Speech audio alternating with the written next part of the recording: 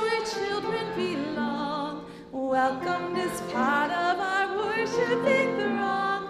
Water, God's wood, bread, and cup, prayer and song. This is where children belong. Good morning. Okay, I have a confession to make. I'm a quitter.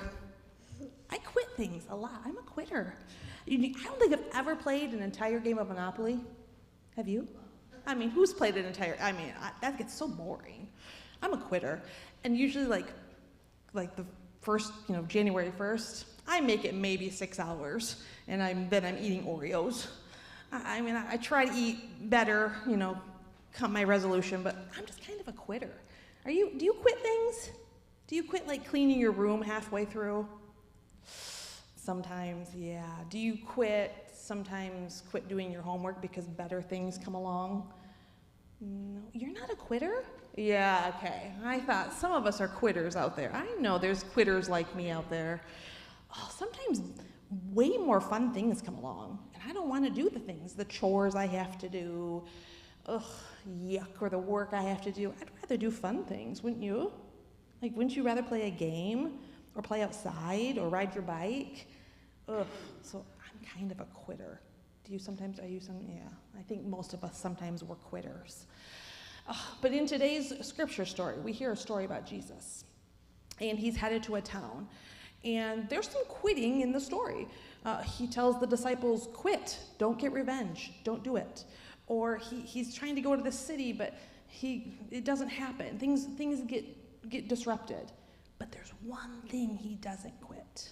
He doesn't quit. He's meant to go to this particular town, and nothing's going to stop him.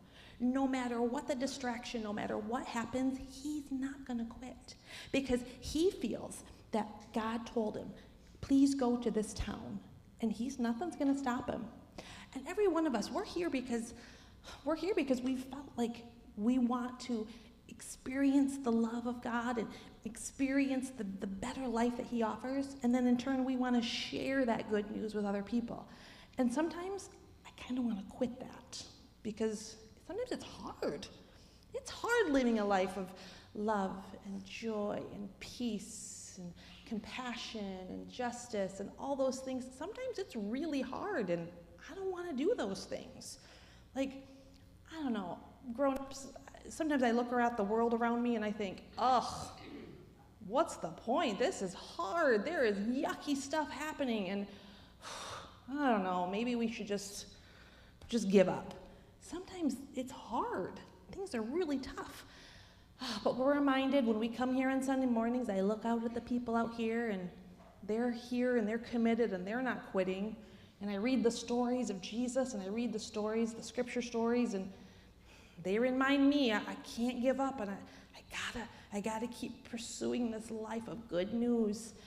And so I'm re-energized, and then I think about our mission team that's down in Appalachia right now, and they're trying to make people's houses warmer and safer and drier, and I'm encouraged by them.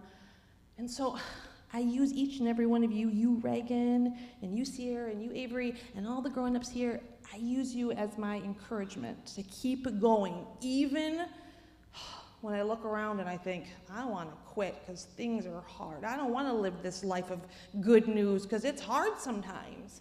It's hard to be peaceful and patient and kind all the time. But you guys encourage me. And the stories we hear of Jesus not quitting and keeping going, those things encourage me. So I hope today we all get some encouragement to keep going, even when things look kind of yucky around us, even when we see the news and we see our neighbors, and sometimes people aren't being all the kindest. I hope we're encouraged this morning. When I look out, I am encouraged by each and every one of you, and I'm encouraged by you and you to keep going and keep sharing the good news. And so we're going to talk about that upstairs. Well, I think they're going to talk a little bit about that down here. So let's go.